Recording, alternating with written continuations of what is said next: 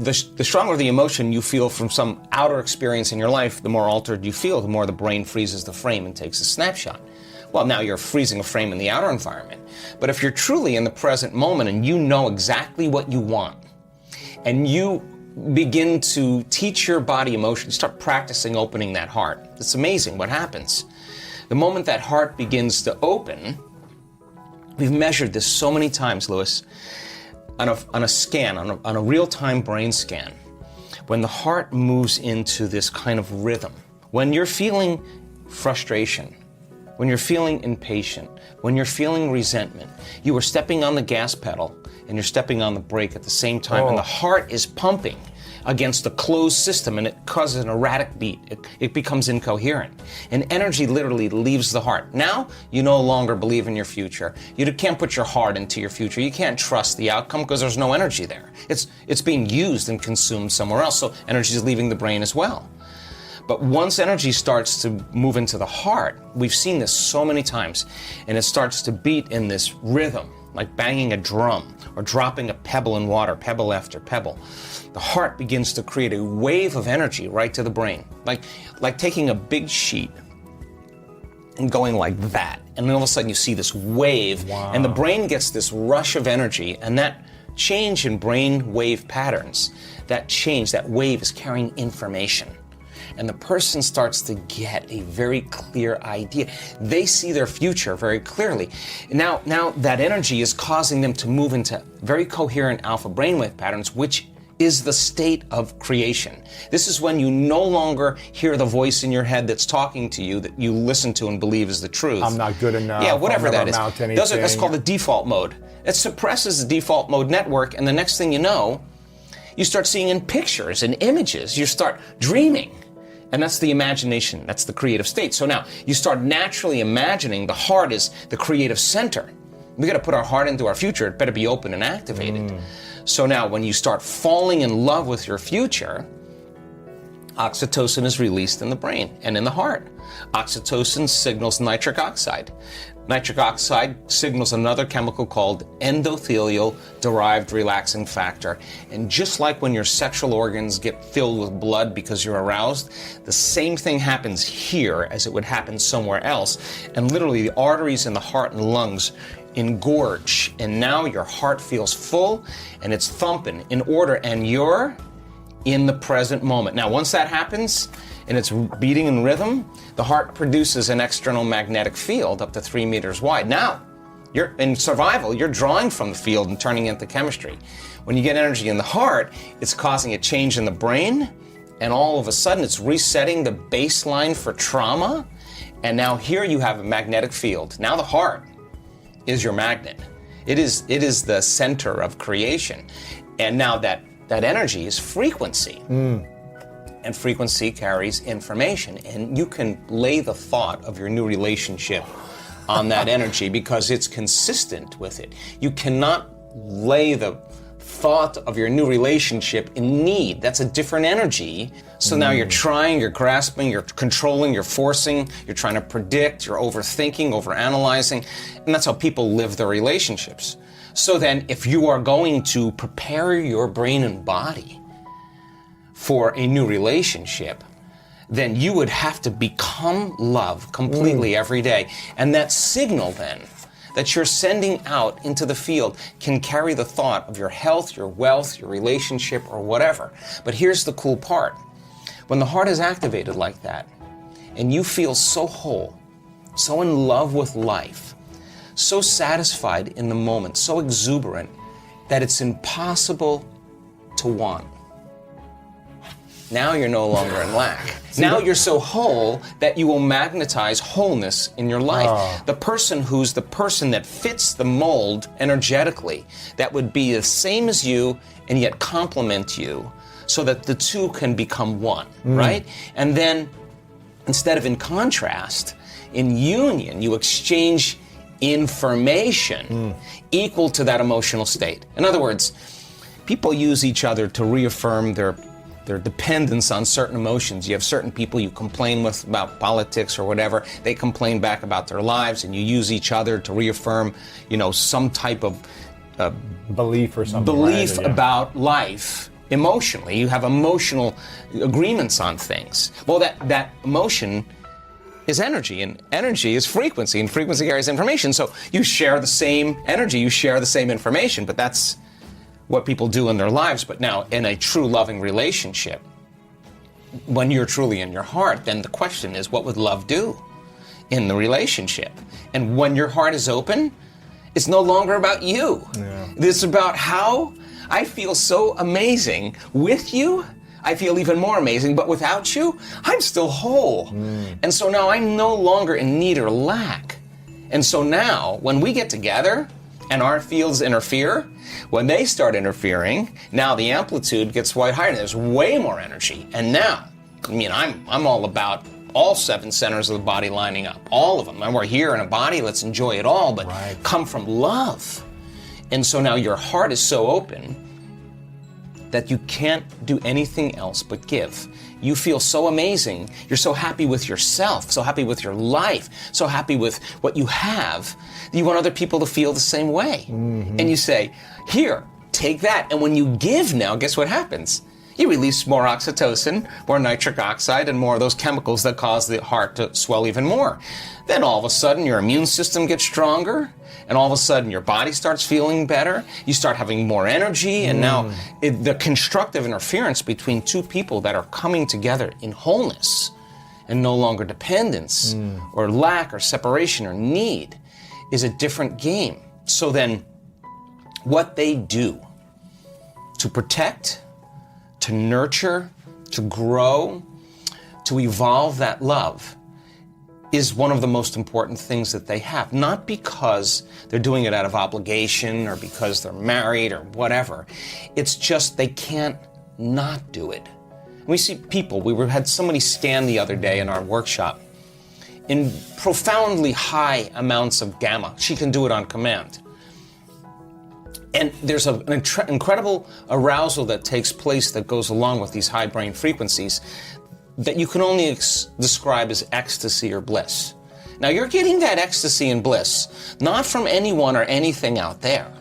No drug, no person, no football game, no shopping spree is doing that. It's somehow inside. It's coming from within. Like, what is that connection that you have? And so one of the scientists said to this woman, how do you do that? You know what she said? I have difficulty not doing it. I can't not do it when I'm in a relationship. It's too, when I'm doing this, it's too good. So now, that could be a constant feeling in your life. So now, what, love? Independent of anyone or anything, it's coming from within you. People who are in love with themselves will find love in others. People who are happy with themselves will find something that they can connect with. They won't see all the flaws. They'll see some part of them that they want to enjoy. I mean, so if you're in a relationship and you've scrubbed the cupboard and you've taken out all those skeletons and you've looked at them and you said, I don't want to bring this into my relationship. I don't want my insecurity to be there. I don't want my fear to be there. I don't want my judgment to be there. I don't want my emotions from other relationships to be there. So let me finish this. In other words, if you want love in your life, in your future, then you better take care of your frustration because you can't bring that there. You got to leave it. So then, you may say to me, well, it's because that person and this emotion from 15 years ago, my ex, makes me feel frustrated. Well, let me tell you something. The only reason that you're thinking about your ex is because you're still in frustration. You overcome frustration. You'll look back at your ex and you'll be like, I wish them well. Yeah. I'm not connected to my past any longer. So cleaning the cupboards and getting down to those thoughts that slip by people's awareness all the time. Their behaviors, they complain, they make excuses, they say it'll never happen. What do? And the emotions that keep them connected to their past, they won't even see that person.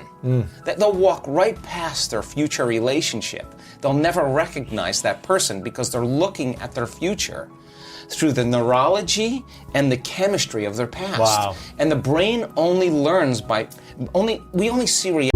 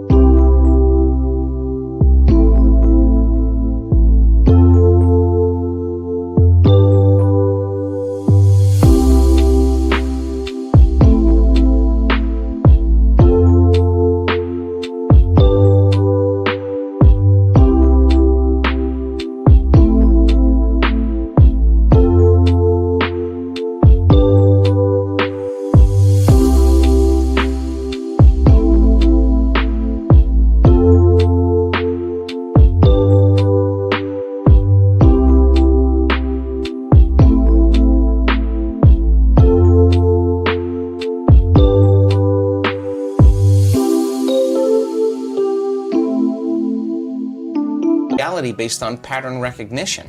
I memorize your face, now I know Lewis. And if the pattern matches, I know.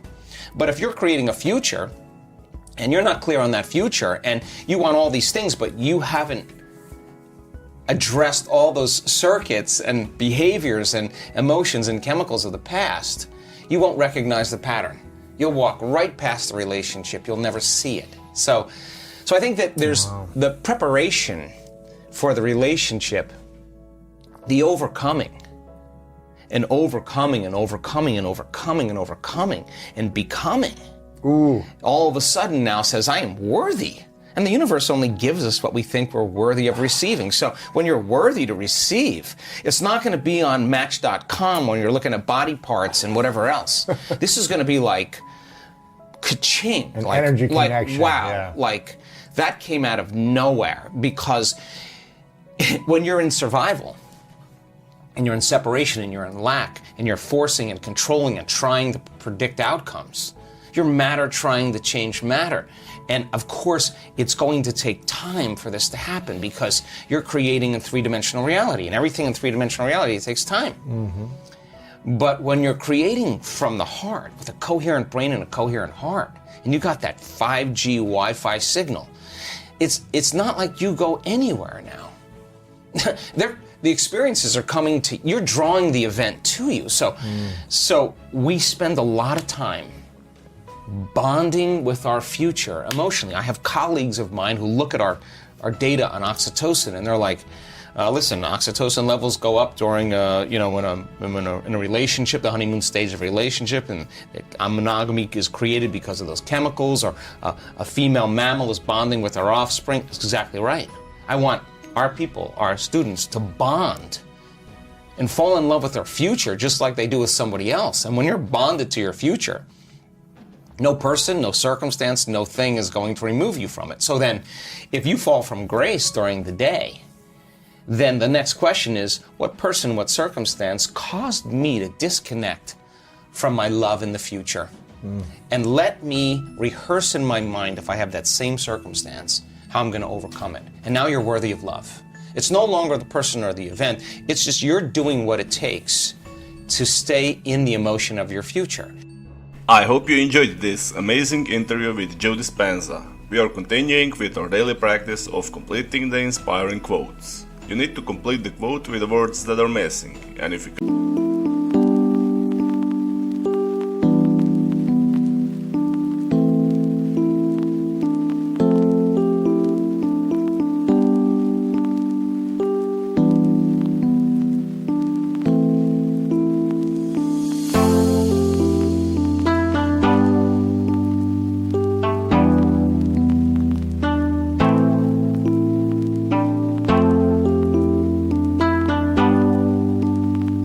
first and give us the right answer, you're the daily winner.